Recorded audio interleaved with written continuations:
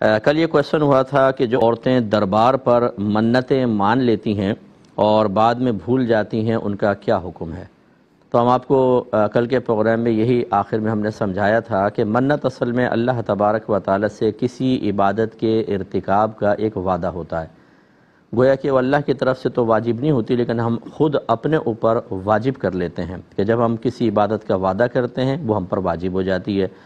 جیسے کوئی یوں کہہ دے کہ بس اس مہینے کے رمضان کا اعتکاف اللہ کے لیے مجھ پہ لازم ہے، اور اتنی آواز سے کہنا اس میں شرط ہوتا ہے کہ کان سن لیں، تو وہ عبادت اس کے اوپر لازم ہو جائے گی۔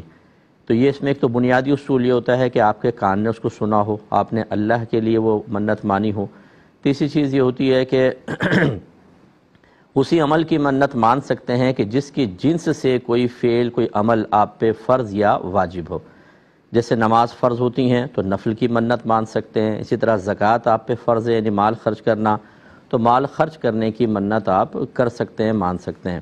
یہ ہے شرعی منت، اور یہی اکابرین سے ثابت ہے۔ پھر یہ لوگوں نے اس طرح کیا کہ مزارات پہ جا کر اللہ کے لیے ہی، لیکن یوں کر دیا کہ میں صاحب مزار کے یہاں دیگ چڑھا دوں گی، کھانا کھلا دوں گی، فلاں چیز کر دوں گی، یہ عورتوں نے زیادہ اس کو شروع کیا، اور ارادہ اس میں یہ ہوتا ہے کہ ہم اللہ کی رضا کی خاطر کریں گے، لیکن بعض اوقات مخاطب صاحب مزار ہوتے ہیں، اور ارادہ یہ ہوتا ہے کہ جی آپ ہمارے لیے دعا کر دیں کہ میرا یہ کام ہو جائے تو میں آپ کے مزار پر 20 دیگیں چڑھاؤں گی۔ مثلا کسی عورت نے منت مان لی، تو یہ حقیقتاً آپ اللہ سے وعدہ نہیں کر رہے بلکہ آپ تو اس بزرگ سے وعدہ کر رہے ہیں۔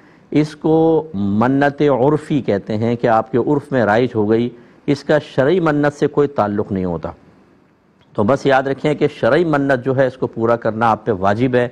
اگر آپ نے غیر مشروط کہی تھی، جیسے بس یوں کہہ دیا اس جمعے کا روزہ مجھ پہ لازم، یا اس جمعے کا اللہ کے لیے روزہ رکھوں گی، تو آپ نے کوئی مشروط تو کیا نہیں، جب جمعہ آئے گا روزہ رکھنا واجب ہو جائے گا۔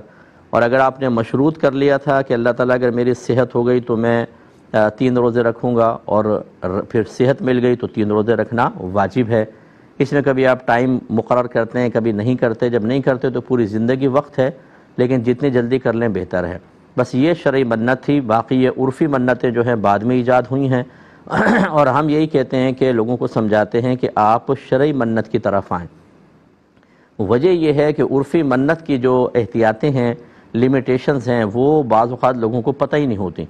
اور اب یہ دیکھیں کہ آپ کس طرح لوگ اس طرف چلے گئے ہیں، کوئی چادروں کی منت مانتا ہے، حالانکہ چادر چڑھانا اگرچہ مزارات پہ رائج ہے، لیکن اس سے نہ چڑھانے والے کو کوئی فائدہ ہوتا ہے، نہ صاحب مزار کو کوئی فائدہ ہے، نہ اس کی کوئی شرعی حیثیت ہے، یہ فی نفسی کوئی نیک عمل بھی نہیں ہے۔ بس یہ ہمارے رائج ہو گیا، اب چادروں کی منت مان رہے ہیں لوگ۔ اس طرح بعض جو ہیں وہ تالے لگا کر آ جاتے ہیں، اور یہ مطلب مجاور ہوتے ہیں زیادہ تر جو مزارات پر ہوتے ہیں، اور ان کا دین سے کوئی تعلق نہیں ہوتا۔ انہوں نے ایک کمائی کے ذریعے بنائے ہوتے ہیں کہ آپ یہاں تالا لگا جائیں، جب یہ کھل جائے گا تو آپ کا کام ہو جائے گا۔ تو وہ منت اس کی مان لی، تالا باندھنے کی منت، دھاگے باندھ رہے ہیں، اور ذرا آپ کس درخت کے اوپر بس کہہ دیں کہ یہاں میں نے روشنی دیکھی تھی، پھر دیکھیں وہاں دھاگے بندھے ہوں گے۔ تو یہ لوگ توہم پرستی میں اور دین سے دوری کی وجہ سے جہالتوں میں مبتلا ہو گئے ہیں، اور پری پلان کر دیے گئے ہیں، کیونکہ ہزاروں لوگوں کے کام دھندے اسی سے چل رہے ہیں۔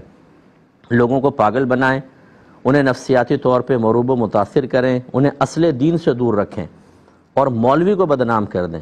ہم جیسے علماء کے وہ کہتے ہیں یہ مولوی ہیں، حالانکہ ان کو چیلنج ہے، ان کی روحانیت جتنی ان کے پاس رے تک نہیں پہنچے ہوں گے جتنی اللہ کا بڑا کرم ہے کہ اللہ نے علماء کو عطا فرمائی ہوتی ہے۔ لیکن یہ لوگوں کو کہتے ہیں مولوی کے پاس مت جانا، ان کے پاس کیا ہے؟ روحانیت یہاں ہے۔ بابا کو کلمہ پڑھنا آتا نہیں، نماز پڑھنی آتی نہیں، جنابت کے غسل اتارنے کا طریقہ نہیں پتہ، چرس یہ پیتا ہے، بھنگ یہ پیتا ہے، لیکن یہ اللہ سے ملا دے گا آپ۔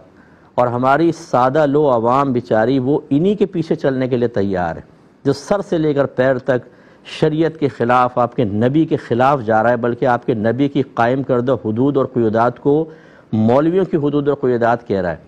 ایک بابا کو میں نے سنا، وہ کہنے لگا کہ یہ جو تم لوگ نماز پڑھتے ہو یہ مولوی کی نماز ہے، ہماری نماز کچھ اور ہے۔ حالانکہ یہ نماز تو ہمارے نبی نے سکھائی اور آپ نے پڑھی، صحابہ کرام نے پڑھی، اولیاء کرام نے پڑھی، مجتہدین نے پڑھی، اور یہ مزار پر بیٹھ کر مذاق اڑا رہا ہے نبی کریم صلی اللہ علیہ وسلم کی نماز کا، اس کو حقارت کے ساتھ کہہ رہے ہیں تو مولوی کی نماز ہے۔ ان کو تو ایمان بھی بچ جائے تو مشکل ہے۔ اس لیے میں گزارش کرتا ہوں کہ منت شرعی طور پہ مانیں، عرفی منت کو ناجائز نہیں کہہ رہا ہوں، لیکن نہ کرنا بہتر ہے، کیونکہ اس میں بعض اوقات شرک کی طرف انسان حقیقی شرک کی طرف بھی جا سکتا ہے، خطرناک ہے۔